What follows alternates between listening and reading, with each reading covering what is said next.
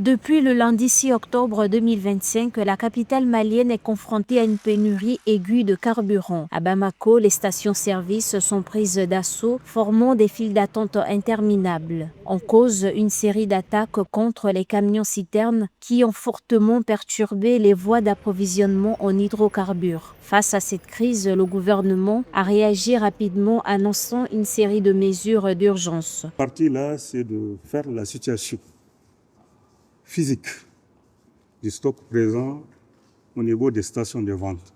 Et cela sur l'ensemble du territoire national, de Caille jusqu'à Kidal. Et la troisième mission était chargée de faire le dénombre, le décompte carrément des camions-citernes là, au niveau des différents corridors. Il y en a 4 au Mali.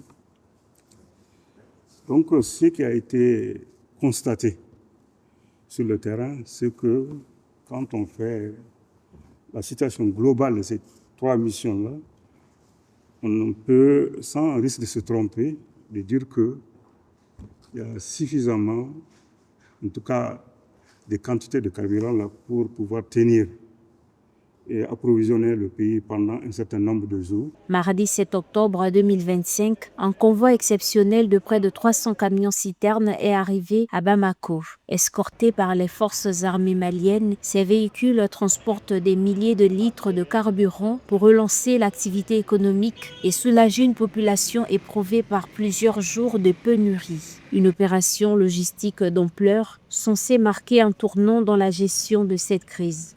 C'est l'occasion pour moi, au nom des plus hautes autorités, de remercier les populations pour leur patience, leur patriotisme et surtout leur esprit de résilience face à la situation que je précise n'est que passager, qui sera bientôt jugulé par les actions prises par les autorités.